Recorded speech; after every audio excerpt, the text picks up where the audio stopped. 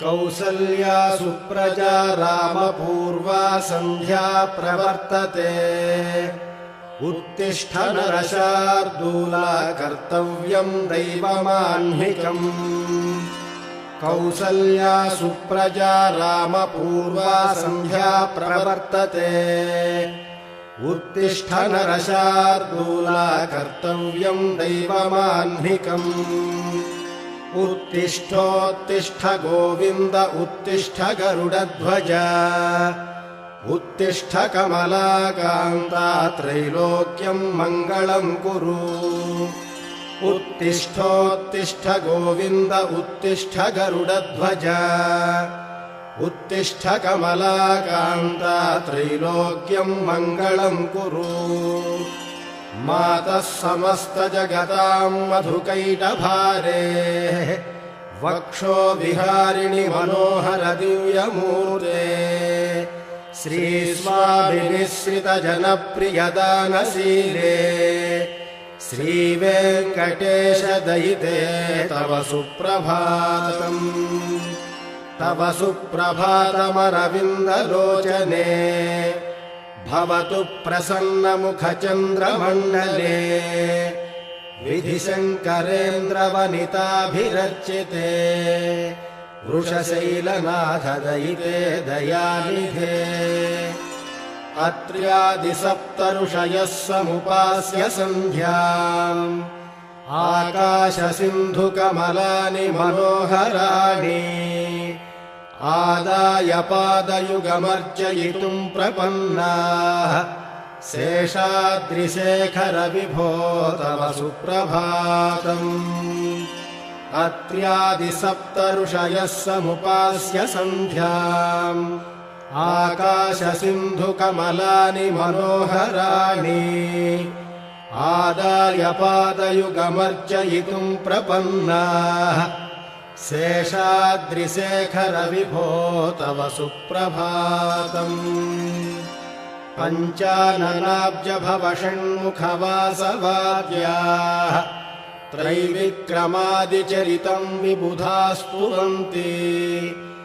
भाषापतिः पठति वासरशुद्धिमारात् शेषाद्रिशेखर विभो तव सुप्रभातम् ईषत्प्रफुल्लसरसीरुहनारिकेळपूगद्रुमादिषु मनोहरपालिकानाम् आवाति मन्दमनिलः सह दिव्यगन्धैः शेषाद्रिशेखर विभो तव सुप्रभातम् उन्मील्य नेत्रयुगमुत्तमपञ्जरस्थाः पात्रावशिष्टकदलीफलपायसानि भुक्त्वा सलीलमधकेलिशुकाः पठन्ति शेषाद्रिशेखर विभो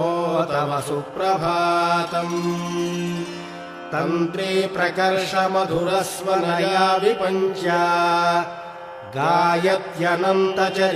तव नारदोऽपि भाषा समग्रमसकृत्करचाररम्यम् शेषाद्रिशेखर विभो तव सुप्रभातम् भृङ्गावळी च मकरन्दरसानुविद्धझङ्कारगीतनिनदैः सह सेवनाय निर्यात्युपान्तसरसीकमलोदरेभ्यः शेषाद्रिशेखर विभो तव सुप्रभातम् योषागणेन वरदध्निविमध्यमाने घोषालयेषु दधिमन्थनतीव्रघोषाः रोषात् कलिम् विदधते ककुभश्च कुम्भाः शेषाद्रिशेखर विभो तव सुप्रभातम् पद्मेशमित्रशतपत्रगताळिवर्गाः हर्तुम् श्रियम् कुवलयस्य निजाङ्गलक्ष्म्या भेरीनिनादमिव बिभ्रति तीव्रनादम् शेषाद्रिशेखर विभो तव सुप्रभातम् श्रीमन्नभीष्टवरदाखिललोकबन्धो श्री श्रीनिवास जगदेकदयैकसिन्धो श्रीदेवतागृहभुजान्तरदिव्यमूर्ते श्रीवेङ्कटाचलपते तव सुप्रभातम् श्रीमन्नभीष्टवरदाखिललोकबन्धो श्री श्रीनिवास जगदेकदयैकसिन्धो श्रीदेवतागृहभुजान्तरदिव्यमूर्ते श्रीवेङ्कटाचलपते तव सुप्रभातम् श्रीस्वामिपुष्करिणिकाप्लवनिर्मलाङ्गाः श्रेयोर्धिनो हरविरिञ्चि सनन्दनाद्याः द्वारे वसन्ति वरवेत्रहतोत्तमाङ्गाः श्रीवेङ्कटाचलपते तव सुप्रभातम् श्रीशेषशैलगरुडाचलवेङ्कटाद्रिनारायणाद्रिवृषभाद्रिवृषाद्रिमुख्याम् आख्याम् त्वदीयवसतेरनिशम् वदन्ति श्रीवेङ्कटाचलपते तव सुप्रभातम् सेवापरा शिवसुरेश कृशानुधर्मरक्षोऽम्बुनाथ पवमानधनाधिनाथाः बद्धाञ्जलिप्रविलसन्निजशीर्षदेशाः श्रीवेङ्कटाचलपते तव सुप्रभातम् धाटीषु ते विहगराज मृगाधिराज नागाधिराज गजराज हयाधिराज स्वस्वाधिकारमहिमादिकमर्थयन्ते श्रीवेङ्कटाचलपते तव सुप्रभातम्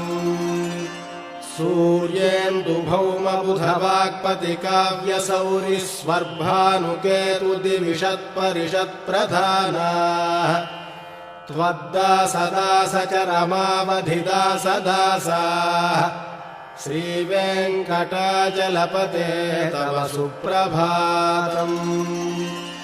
त्वत्पादधूलिभरितस्फुरितोत्तमाङ्गाः स्वर्गापवर्गनिरपेक्षनिजान्तरङ्गाः कल्पागमाकलनयाकुलताम् लभन्ते श्रीवेङ्कटाचलपते तव सुप्रभातम् त्वद्गोपुराग्रशिखराणि निरीक्षमाणाः स्वर्गापवर्गपदवीम् परमाम् श्रयन्तः मर्त्या मनुष्यभुवने मतिमाश्रयन्ते श्रीवेङ्कटाचलपते तव सुप्रभातम् श्रीभूमिनायकदयादिगुणामृताब्धे देवादिदेव जगदेकशरण्यमूर्ते श्रीमन्ननन्तगरुडादिभिरर्चिताङ्घ्रे श्रीवेङ्कटाचलपते तव सुप्रभातम् श्रीपद्मनाभपुरुषोत्तमवासुदेव वैकुण्ठमाधव जनार्दन चक्रपाणे श्रीवत्सचिह्नशरणागतपारिजात श्रीवेङ्कटाचलपते तव सुप्रभातम् कन्दर्पदर्पहरसुन्दरदिव्यमूर्ते कान्ताकुचाम्बुरुहकुट्मललोलदृष्टे कल्याणनिर्मलगुणाकरदिव्यकीर्ते श्रीवेङ्कटाचलपते तव सुप्रभातम् मीनाकृते कमठकोलनृसिंहवर्णिन् स्वामिन् परस्वथ तपोधन रामचन्द्र शेषांश रामयदुनन्दन कल्किरूप श्रीवेङ्कटाचलपते तव सुप्रभातम् एलालवङ्गघनसारसुगन्धितीर्थम् दिव्यम् वियत्सरिति हेमघटेषु पूर्णम् धृत्वाद्यवैदिकशिखामणयः प्रहृष्टाः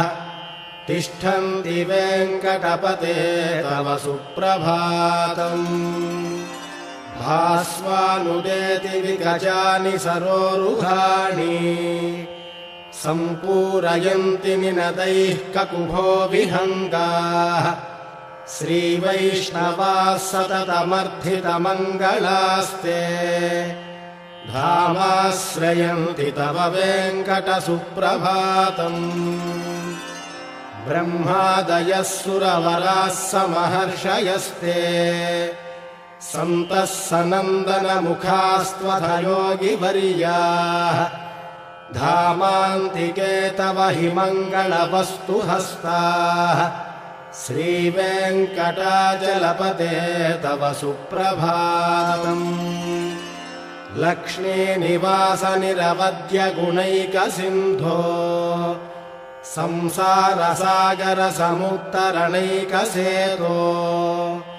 वेदान्तवेद्यनिजवैभवभक्तभोग्या श्रीवेङ्कटाचलपते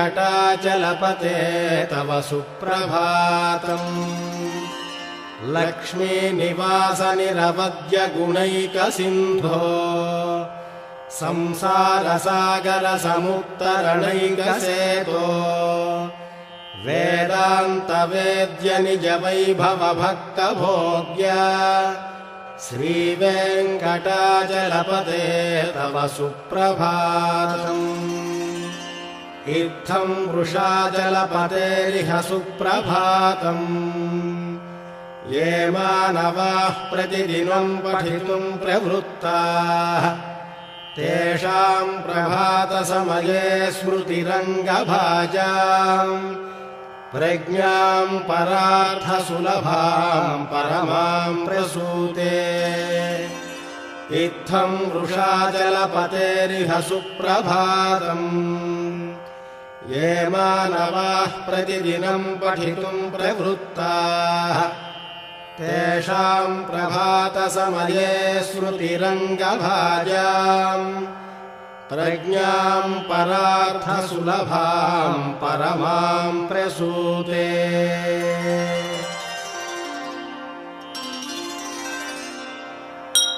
कमलाकुचूचुककुङ्कुमतो नियतारुणितातुलनीलतनो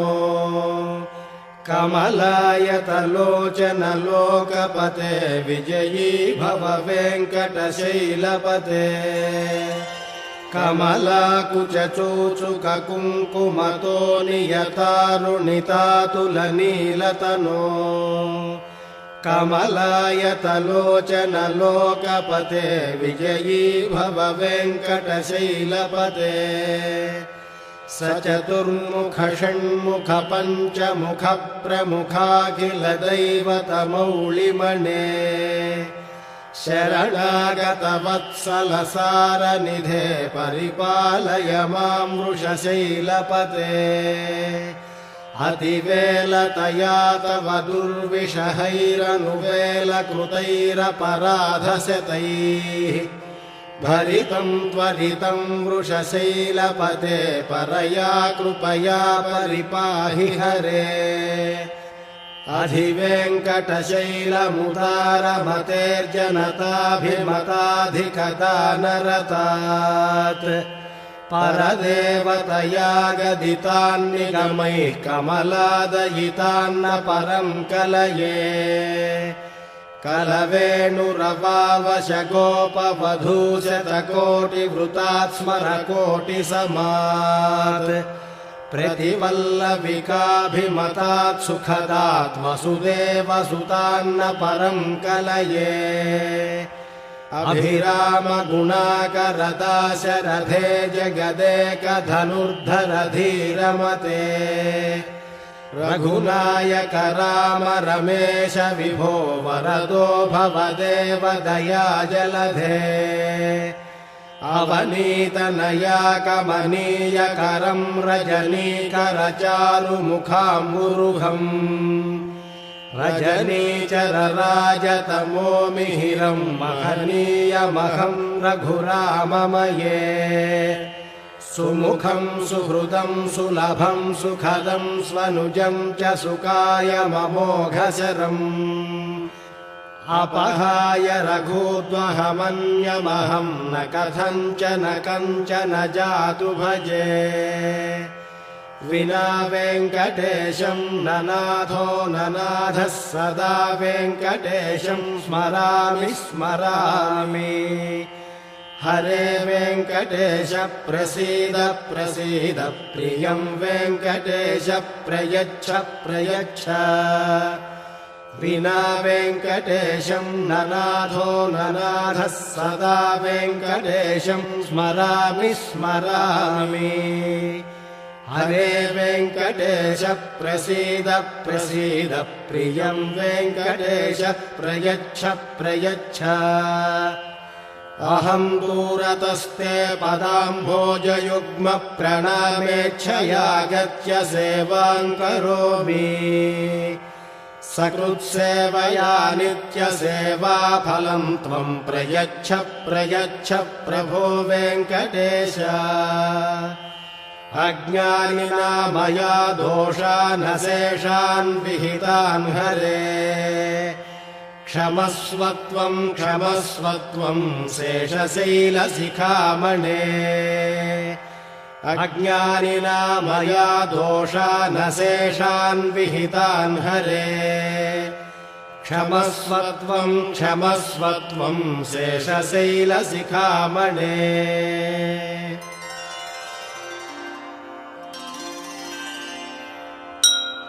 ईशानां जगतोऽस्य वेङ्कटपतेर्विष्णोः परां प्रेयसीम् तद्वक्षस्थलनित्यवासरसिकां तक्षान्तिसंवर्धिनीम् पद्मालङ्कृतपाणिपल्लवयुगां पद्मासनस्थां श्रियम्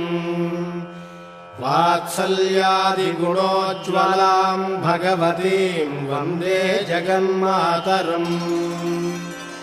ईशानां जगतोऽस्य वेङ्कटपतेर्विष्णोः परां प्रेयसीम् तद्वक्षस्थलनित्यवासरसिकां तक्षान्तिसंवर्धिनीम् पद्मालङ्कृतपाणिपल्लवयुगां पद्मासनस्थां श्रियम् वात्सल्यादिगुणोज्ज्वलां भगवतीं वन्दे जगन्मातरम् श्रीमन्कृपाजलनिधे कृतसर्वलोक सर्वज्ञशक्तनतवत्सल सर्वशेषिन् स्वामिन् सुशीलसुलभाश्रितपारिजात श्रीवेङ्कटेशचरणौ शरणं प्रपद्ये आनूपुरार्पितसुजातसुगन्धिपुष्पसौरभ्यसौरभकरौ समसन्निवेशौ सौम्यौ सदानुभवनेऽपि नवानुभाव्यौ श्रीवेङ्कटेशचरणौ शरणं प्रपद्ये सद्यो विकासितमुदित्वरसान्द्ररागसौरभ्यनिर्भरसरोरुहसाम्यवार्ताम् सम्यक्षु साहसपदेषु विलेखयन्तौ श्रीवेङ्कटेशचरणौ शरणं प्रपद्ये रेखामयध्वजसुधाकलशातपत्रवज्राङ्कुशाम्बुरुहकल्पकशङ्खचक्रैः भव्यैरलङ्कृततलौ परतत्त्वचिह्नैः श्रीवेङ्कटेशचरणौ शरणं प्रपद्ये ताम्रोदरद्युतिपराजितपद्मरागौ बाह्यैर्महोभिरभिभूतमहेन्द्रनीलौ उद्यन्नखांशुभिरुदस्तशशाङ्कभासौ श्रीवेङ्कटेशचरणौ शरणं प्रपद्ये सप्रेमभीतिकमलाकरपल्लवाभ्याम् संवाहनेऽपि सपदिक्लममादधानौ कान्ताववाङ्मनसगोचरसौ कुमार्यौ श्रीवेङ्कटेशचरणौ शरणम् प्रपद्ये लक्ष्मीमहीतदनुरूपनिजानुभावनीलादिदिव्यमहिषीकरपल्लवानाम् आरुण्यसङ्क्रमणतः किल सान्द्ररागौ श्रीवेङ्कटेशचरणौ शरणम् प्रपद्ये नित्यानमद्विधि शिवादिकिरीटकोटिप्रत्युक्तदीप्तनवरत्नमः प्ररोहैः नीराजनाविधिमुदारमुपादधानौ श्रीवेङ्कटेशचरणौ शरणम् प्रपद्ये विष्णोः पदे परम इत्युदितप्रशंसौ यौ मध्व उत्स इति भोग्यतयाप्युपात्तौ भूयस्तथेति तव पाणितलप्रदिष्टौ श्रीवेङ्कटेशचरणौ शरणम् प्रपद्ये पार्थाय तत्सदृशसारथिना त्वयैव यौ दर्शितौ स्वचरणौ शरणम् व्रजेति भूयोऽपि मह्यमिहतौ करदर्शितौ ते श्रीवेङ्कटेशचरणौ शरणम् प्रपद्ये मन्मूर्ध्निकाळियफणे विकटाटवीषु श्रीवेङ्कटाद्रिशिखरे शिरसि श्रुतीनाम् चित्तेऽप्यनन्यमनसाम् सममाहितौ ते श्रीवेङ्कटेशचरणौ शरणम् प्रपद्ये अम्लानहृष्यदवनीतलकीर्णपुष्पौ श्रीवेङ्कटाद्रिशिखराभरणायमानौ आनन्दिताखिलमनोनयनौ तवैतौ श्रीवेङ्कटेशचरणौ शरणम् प्रपद्ये प्रायः प्रपन्नजनता प्रथमापगाह्यौ मातुस्तनाविव शिशोरमृतायमानौ प्राप्तौ परस्परतुलामतुलान्तरौ ते श्रीवेङ्कटेशचरणौ शरणम् प्रपद्ये सत्त्वोत्तरैः सततसेव्यपदाम्बुजेन संसारतारकदयार्द्रदृगञ्चलेन सौम्योपयन्तृमुनिना मम दर्शितौ ते श्रीवेङ्कटेशचरणौ शरणम् प्रपद्ये श्रीशश्रिया घटिकया त्वदुपायभावे प्राप्ये त्वयि स्वयमुपेयतया स्फुरन्त्या नित्याश्रिताय निरवद्यगुणाय तुभ्यम् स्याम् किङ्करो वृषगिरीश न जातु मह्यम् श्रीशश्रिया घटिकया त्वदुपायभावे प्राप्ये त्वयि स्वयमुपेयतया स्फुरन्त्या नित्याश्रिताय निरवद्यगुणाय तुभ्यम् स्याम् किङ्करो वृषगिरीश न जातु मह्यम्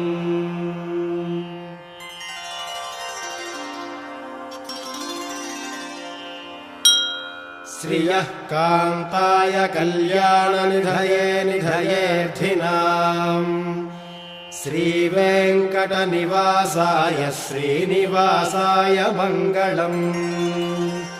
श्रियः कान्ताय कल्याणनिधये निधयेऽर्थिनाम् श्रीवेङ्कटनिवासाय श्रीनिवासाय मङ्गलम् लक्ष्मी सविभ्रमालोकशुभ्रूविभ्रमचक्षुषे चक्षुषे सर्वलोकानाम् वेङ्कटेशाय मङ्गलम् श्रीवेङ्कटाद्रिशृङ्गाग्रमङ्गलाभरणाङ्घ्रये मङ्गलानां निवासाय श्रीनिवासाय मङ्गलम् सर्वावयवसौन्दर्यसम्पदा सर्वचेतसाम् सदा सम्मोहनायास्तु वेङ्कटेशाय मङ्गलम् नित्याय निरवध्याय सत्यानन्दचिदात्मने सर्वान्तरात्मने श्रीमद्वेङ्कटेशाय मङ्गलम् स्वतः सर्वविदे सर्वशक्तये सर्वशेषिणे सुलभाय सुशीलाय वेङ्कटेशाय मङ्गलम् परस्मै ब्रह्मणे पूर्णकामाय परमात्मने प्रयुञ्जे परतत्त्वाय वेङ्कटेशाय मङ्गलम् आकालतत्त्वमश्रान्तमात्मनामनुपश्यताम् अतृप्त्यमृतरूपाय वेङ्कटेशाय मङ्गलम् प्रायस्वचरणौ पुंसां शरण्यत्वेन पाणिना कृपया दिशते श्रीमद्वेङ्कटेशाय मङ्गलम् दयामृततरङ्गिण्यास्तरङ्गैरिव शीतलैः अपाङ्गैः सिञ्चते विश्वं वेङ्कटेशाय मङ्गलम् दयामृततरङ्गिण्यास्तरङ्गैरिव शीतलैः अपाङ्गैः सिञ्चते विश्वं वेङ्कटेशाय मङ्गलम् स्रग्भूषाम्बरहेतीनां सुषमावहमूर्तये सर्वार्तिशमनायास्तु वेङ्कटेशाय मङ्गलम् श्रीवैकुण्ठविरक्ताय स्वामि पुष्करिणीतटे रमया रममाणाय वेङ्कटेशाय मङ्गलम् श्रीवैकुण्ठविरक्ताय स्वामि पुष्करिणीतटे रमया रममाणाय वेङ्कटेशाय मङ्गलम् श्रीमत्सुन्दरजामातृमुनिमानसवासिने सर्वलोकनिवासाय श्रीनिवासाय मङ्गलम् मङ्गलाशासनपरैर्मदाचार्यपुरोगमैः सर्वैश्च पूर्वैराचार्यैः सत्कृतायास्तु मङ्गलम् मङ्गलाशासनपरैर्मदाचार्यपुरोगमैः